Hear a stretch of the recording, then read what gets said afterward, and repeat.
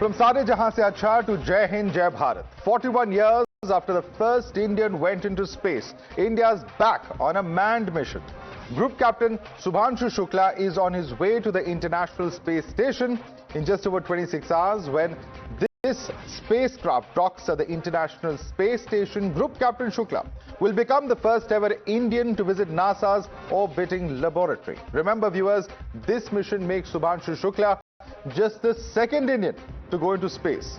The last time an Indian went to space was all the way back in 1984 when Rakesh Sharma flew aboard the Soyuz T-11 on 3rd of April 1984 as part of the Soviet Interkosmos program.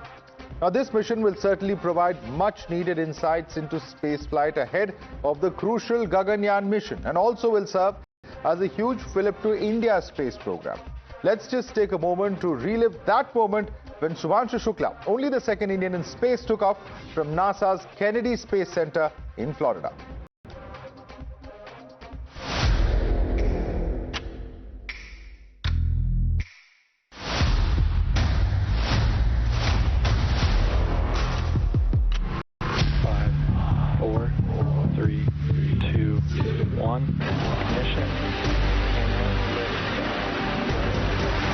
Three nations, a new chapter in space takes flight. Godspeed, AX4.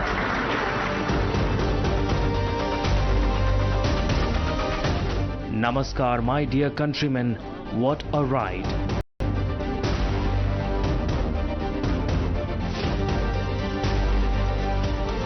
We are back in the space once again after 41 years. ऊपर से भारत कैसा दिखता है आपको? जी, मैं बगैर किसी झिझक के कह सकता हूँ कि सारे जहां से अच्छा. It's an amazing ride. We are revolving around the Earth at a speed of 7.5 kilometers per second. The Tiranga embossed on my shoulders tells me that I am with you all. This journey of mine is not a beginning to the International Space Station, but to India's human space program.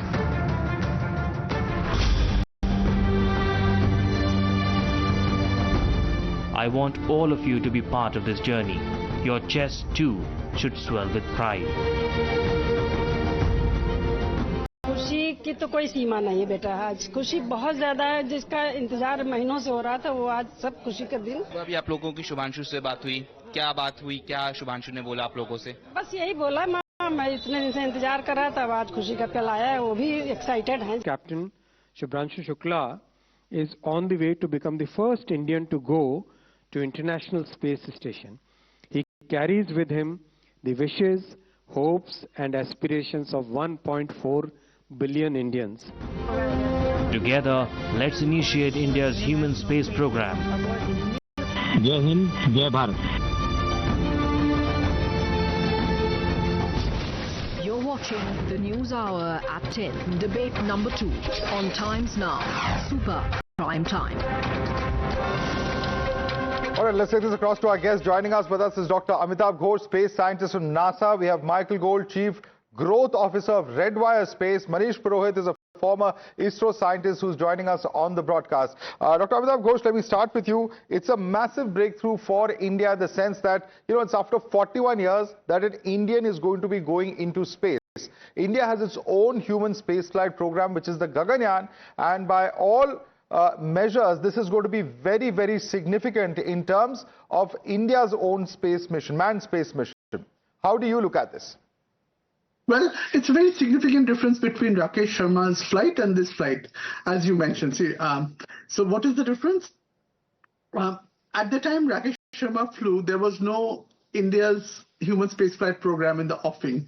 Here, whatever Shubhanshu Shukla learns from here can help refine what Gaganyaan might be like. So he might provide active feedback to the engineering systems, to the processes.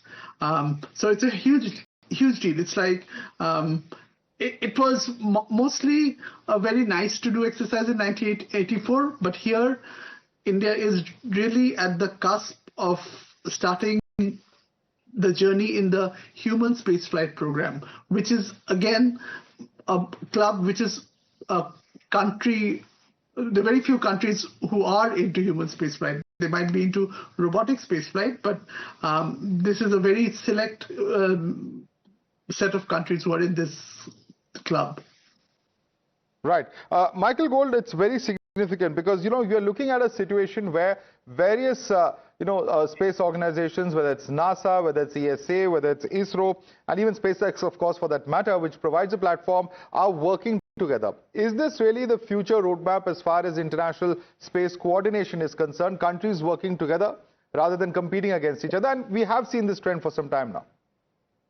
It absolutely is. One of the things that makes space so special is the way it unites us, that we go to space not just as Indians or Americans, but as humans. And with this mission, India is accompanied by an astronaut from Poland, an astronaut from Hungary. They too haven't flown to space in more than 40 years. And at a time of strife and difficulty in the world, this is such an inspirational mission that shows that humanity can come together and that we can build not just better technology, but a better future. And by the way, the ISS is aging. The International Space Station may not last that much longer. And not only is India building a human spaceflight program, but could be building its own space station in the near future. Plans are already under development. And who knows, it could be Europeans and Americans visiting that Indian space station, taking on and carrying forward the legacy of the International Space Station later in India. So this is one small step for India, one giant leap for the world in terms of global cooperation. Absolutely. And Manish Purohit, we've seen a lot of delays. There was a, fuel leak. There was all sorts of delays even this morning that we were expecting at least 4 or 5 times that the launch was put off. How concerned should we be about these? Or is this just normal when it comes to a manned mission such as this? We can say that it is pretty normal when we talk about any space mission, whether it's a manned mission or a robotic mission, because see, the technology is hard and there is no doubt about that. And we have seen multiple cases where very well flying satellites, spacecraft, so maybe launch vehicles that are doing just perfectly fine, and on one fine day there might be some glitch, there might be some hardware failure, some sensor failure, sense line failure, some leakage somewhere, and we see scrubs, we see delays.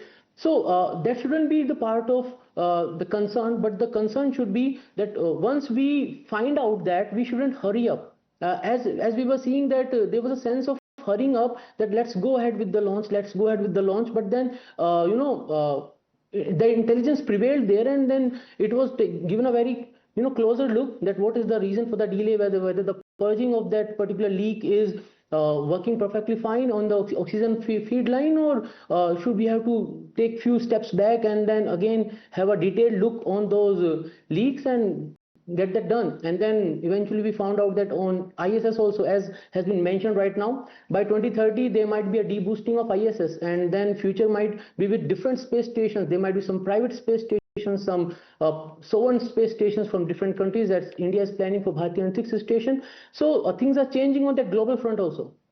Absolutely. And Dr. Amitabh Ghosh, would you say that these delays have any bearing at all? I'm repeating this question in a different sense because of what we saw happen with Sunita Williams not so long ago. Because the point is that if there is such an aircraft, such a craft that is taking them to the space station, are there enough redundancies or fail-safes built into the system that could ensure that their return happens under any circumstances?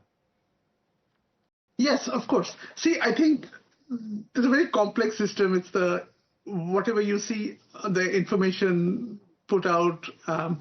So, for example, astronauts who travel to Mars will need to be in space for more than 2 years, 2.5 years, right? So, whatever happened to Sunita Williams is within that envelope of the safe envelope.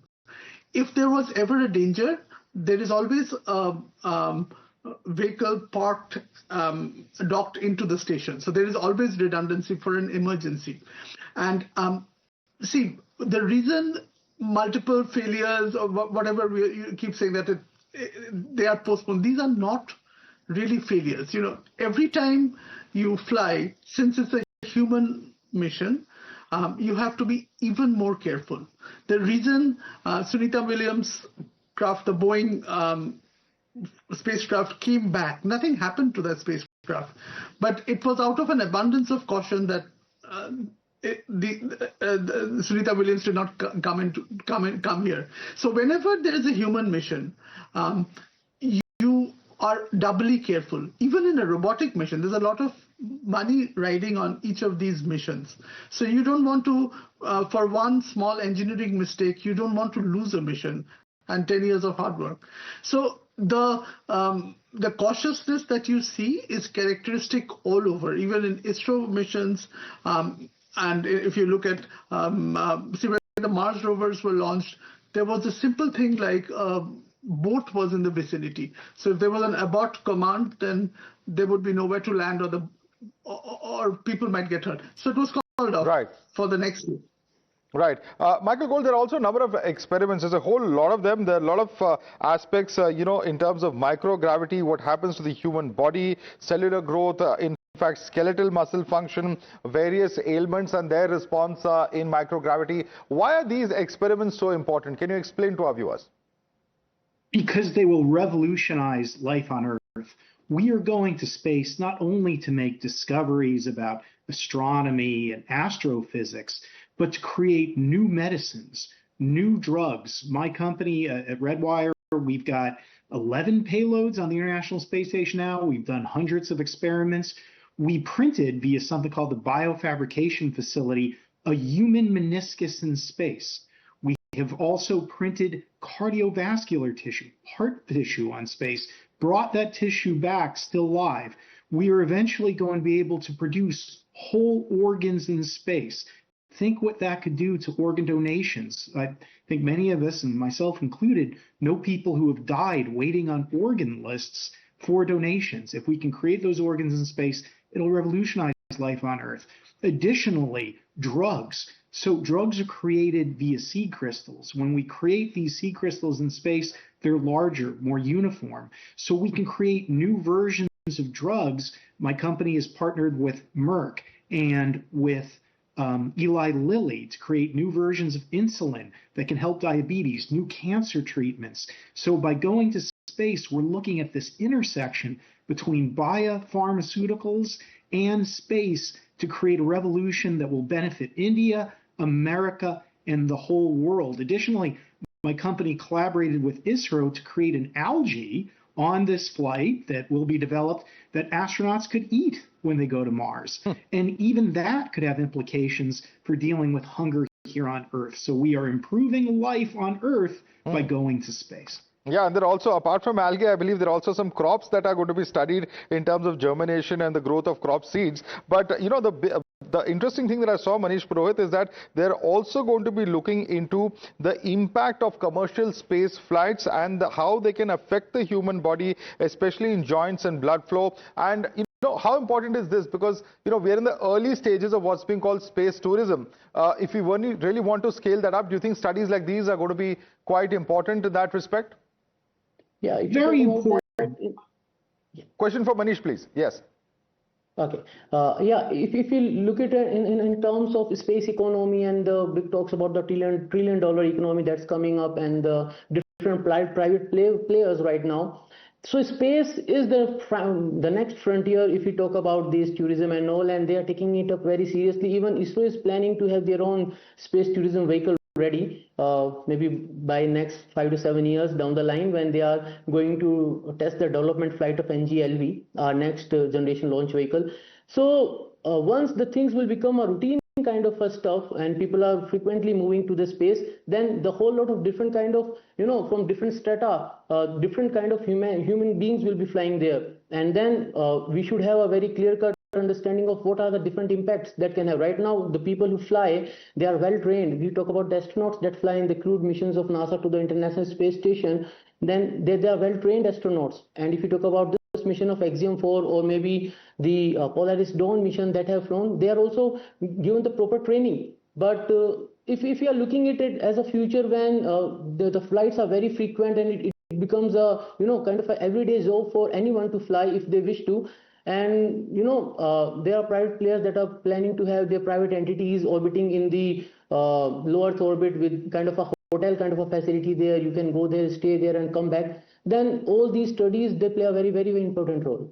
Right. Amitabh Ghosh, by the end of this fortnight, hopefully India would have at least ticked one of the boxes, when we talk about the need for a human spaceflight, that is, we would have a trained astronaut, someone who's already been in space. But there's still a whole lot to do. There are 2 unmanned missions, and there's finally that manned mission plan for 2027. What would you say would be the biggest challenges for India? Because it's not easy. As Manish just said, and many space scientists have said earlier, space is hard. It's not easy. There could be challenges, and we've seen them in the recent past also. Right. So, of course, the biggest, I think 95% of the challenge is building Gaganyaan. It is building that engineering system with adequate redundancies that can support and keep alive human astronauts. That is actually the biggest thing. So that is 95% of the thing. And that is not going to be easy, and that is going to be very expensive. So it is going to be a long journey, but India has successfully delivered on the space frontier. So I don't think there is an issue there. But that is where what happens if you lose power in space? There has to be a redundant system. So I cannot stress how different this is from robotic spaceflight. In robotic spaceflight, you don't really care if the temperature went below a certain degree. The rover is going to be fine probably, and all the instruments will be fine within a much broader temperature window. Right. Coming back to human spaceflight, you were talking about it. Space tourism. So I think we are, in the global perspective, we are in a very important crossroads where the spaceflight. Yes, go ahead. Yeah, Amitabh Ghosh, sorry I'm interrupting you because we're completely out of time. We have to slip into a quick break. Very fascinating conversation. Michael Gove, Manish Purohit and Dr. Amitabh Ghosh. But we'll have to end this discussion here and certainly hope that by 4:30 p.m. Indian Standard Time, they do dock safely as far as the International Space Station is concerned.